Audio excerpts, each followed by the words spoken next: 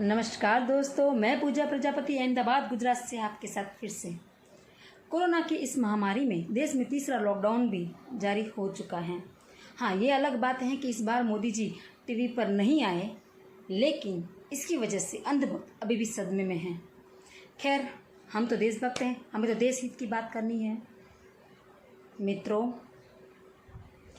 इस बार के लॉकडाउन में जो फैसले लिए गए हैं, यानी कि परप्रांतियों को अपने वतन पहुंचाना, और रेड जोन में ये खुलेगा, ग्रीन जोन में वो खुलेगा, ऑरेंज जोन में वो खुलेगा, मतलब red zone, green zone, orange zone, orange zone, green zone, red zone, इसमें जिस तरह सरकार ने पूरे नोटिफिकेशन को बांटा है, जब तक देश की जनता अपना जोन डिसाइड करेगी तब तक ये भी 15 दिन निकल जाएंगे।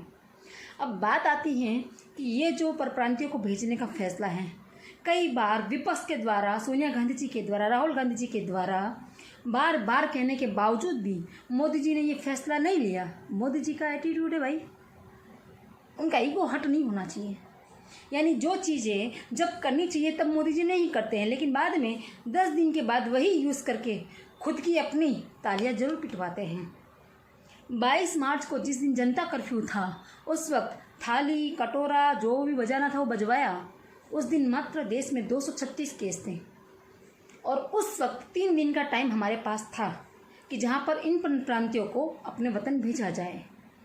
लेकिन नहीं, मोदी जी का एटीट्यूड है भाई, फैसला थोड़ी लेंगे वो। उन्होंने ये फैसला नहीं लिया।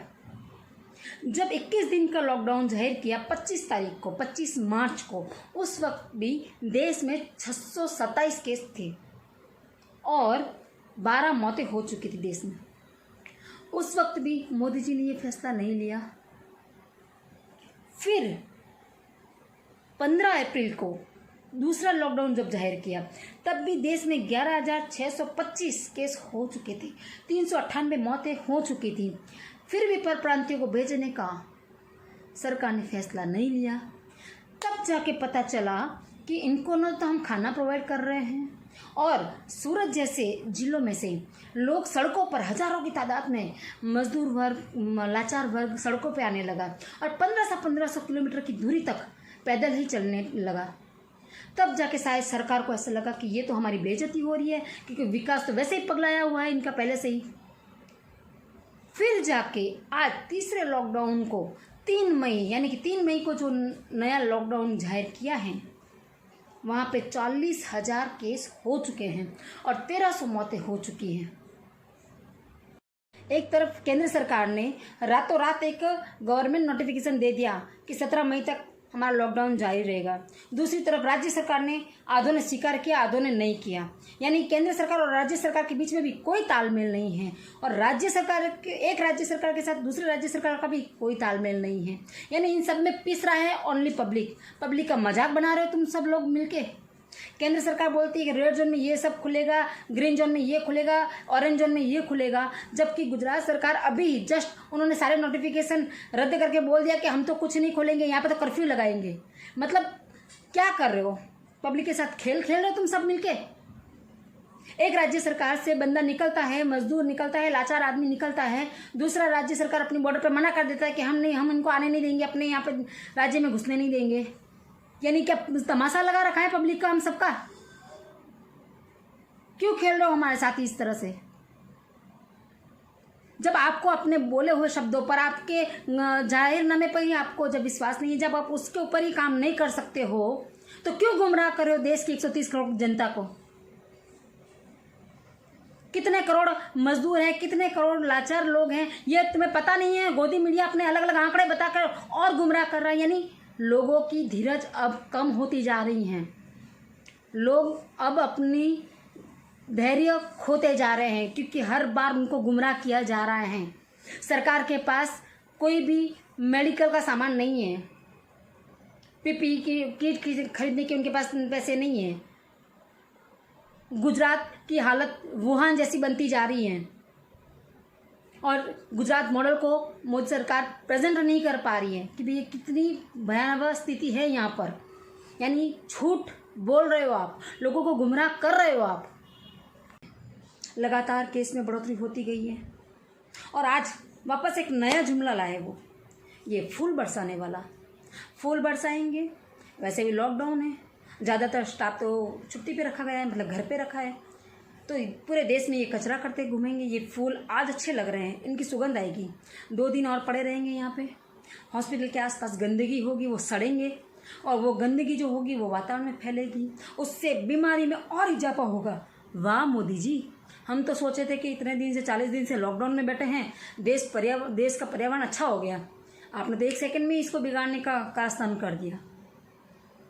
सुना है कि सीआरपीएफ के 135 जवान संक्रमित हुए हैं और बीएसएफ के 15 जवान संक्रमित हुए हैं, और कल रात को शायद 5 जवान शहीद भी हो गए हैं। आप बोलते हो वॉरियर्स का हम धन्यवाद करते हैं। ये फूल बरसाने वाला आइडिया में क्या क्या क्या मतलब, आप इसके पीछे करोड़ों खर्च कर सकते हो, लेकिन किसी गरीब को, किसी ज़रूरतमंद को आप दे नहीं सकते। तो सर, यही वॉरियर प्रेम उस वक्त कहाँ जाता है जब पैरामेडिकल स्टाफ अपने लिए सुरक्षा के लिए पीपीई किट मांगता है, अपने लिए साधन सामग्री मांगता है, मेडिकल चीज़ें मांगता है। तब यूपी में उनके सैलरी कट किए जाते हैं, उनको सस्पेंड किया जाता है। तब ये वॉरियर्स प्रेम कहाँ जाता है सर? ये डबल स्टैंडर्ड, डबल चेहरे क्यों हैं सर सरकार के? उस वक्त ये वॉरियर्स वाला प्यार कहाँ जाता है कि जहाँ पर संक्रमित पुलिस भूखा तरसा वहाँ पे सड़कों पे खड़े रहते हैं, उनको कुछ सरकार की तरफ से गाइड नहीं किया जाता है। ये तो यही बात हुई सर कि देश का बेटा मृतशैया पे पड़ा हुआ है और ज़िंदगी और मौत से लड़ रहा है, और उसके सामने सरकार ने खिलौना छोड़ दिया है कि उसको देखकर एंटरटेन हो जाओ, और फूल बरसा के उसको उसके सामने से तमाशा किया जा रहा है। बट देने के नाम पे कुछ नहीं। ऐसा थोड़ी होता है। डबल स्टैंडर्ड कैसे होता है? वॉरियर्स प्रेम की बात करते हो आप। एक तरफ आप तनख्वाह भी काट रहे हो सबकी, एक तरफ उनको टारगेट भी कर रहे हो। यानी ये तो बात ये हुई साहब कि कोरोना से मरेगा तो मिडिल क्लास मरेगा, कोरोना से मरेगा तो गरीब वर्ग मरेगा, पीड़ित होगा तो ये 2 वर्ग ही होगा, और अगर कुछ गलत हुआ तो जो अधिकारी हैं उनको टारगेट किया जाएगा। सत्ता, बस सत्ता के क्लीन हैंड रहेंगे हमेशा की तरह। ऐसा थोड़ी ना होता है सर। जहाँ पर पब्लिक को जो चाहे, जो पैकेज चाहिए वो देने के लिए आपका हाथ आगे आता ही नहीं। पता नहीं क्या कर रहे हो आप। यहाँ तक कि आपके लॉकडाउन में आपने बोला कि हम परप्रांतियों को भेजेंगे, यानी जिस रेलवे में आप भेज रहे हो उनसे किराया भी ले रहे हो, और 12 घंटे में 1 मील दे रहा है रेलवे। मैंने पढ़ा आपका नोटिफिकेशन। 12 घंटे में जो हमारा हिंदुस्तानी बंदा हर 4 घंटे में कुछ ना कुछ खाने के लिए चाहिए, उस बंदे को आप 12 घंटे के सफ़र में 1 मील प्रोवाइड करोगे, उससे किराया भी लोगे, और उस ट्रेन को विदा करते वक्त अब भाजपा का झंडा भी लहराओगे। मतलब ये तमाशा क्यों? विरोध पक्ष के राहुल गांधी जी, सोनिया गांधी जी आपको बार बार आपको आगाह कर रहे हैं, आपको कई सजेशन दे रहे हैं, आपसे कुछ डिमांडें कर रहे हैं देश के लिए, वो देश हित की बात कर रहे हैं। लेकिन मोदी जी का एटीट्यूड, भाई साहब बात मत पूछो। मोदी जी का एटीट्यूड हट नहीं होना चाहिए। उस वक्त वो कुछ नहीं करेंगे, लेकिन 5-10 दिन के बाद उसी चीज़ को यूज़ करके अपने बंदों से तालियां पड़वाएंगे कि मोदी जी ने अच्छा काम किया। तो उस वक्त कौन सी आपकी मती मारी जाती है? जब विपक्ष आपको बोलता है तब आप नहीं स्वीकारते। कुछ ऐसा भी एक इंसिडेंस वहाँ पे भी आपके 2 पहलू आए, जहाँ पे पालघर में एक साधु की हत्या हुई, एक बुलंदशहर में साधुओं की हत्या हुई। पालघर में कांग्रेस की सरकार, मतलब महाराष्ट्र में, और यूपी में बुलंदशहर जहाँ पे योगी सरकार, भाजपा की सरकार। 8 घंटे के अंदर अगर उद्धव ठाकरे जी 101 आरोपियों को पकड़कर उन पे एफआईआर करते हैं, केस कर देते हैं, लेकिन फिर भी सरकार को 10 से 15 दिन तक ये मुद्दा चलाना है, क्योंकि हिंदू मुसलमान करना है, उसके बिना तो इनकी खिचड़ी पकती ही नहीं है। और दूसरी तरफ बुलंदशहर में 2 साधुओं की हत्या कर देते हैं। एक राजू नाम उर्फ मुरारी नाम का एक बंदा हत्या कर देता है, गांव वाले उसको पकड़ के पुलिस को सौंप देते हैं, केस खत्म, कोई आवाज़ नहीं करेगा। No media, no media, no गोदी मीडिया, कोई आवाज़ नहीं करेगा। क्यों? जब आपको पता चलता है कि पालघर वाले मैटर में भाजपा की, आपके ही कॉर्पोरेट पंचायत वाली ऑफिसर और आपके ही भाजपा के बंदे पकड़े गए, तब आपको लगा कि अरे दैया ये क्या हो गया, ये तो सारा उल्टा हो गया। तब आपने अर्नब गोस्वामी जैसे पगलेट आदमी को, खरीदे हुए टट्टू को सोनिया गांधी जी से सवाल पूछने के लिए पीछे लगा दिया, और आपके 25 करोड़ अंधे भक्तों को आपने उनके पीछे लगा दिया गंदी टिप्पणियां करने के लिए। वो विपक्ष में है, उनसे सवाल पूछे जा रहे हैं, और मोदी जी तो जैसे 4 दिन बेचारे ने खाना पीना नहीं खाया हो, छाती पीट पीट कर, जैसे उन साधुओं को, शहीदी को याद करके रो रो के उनका बुरा हाल हुआ हो।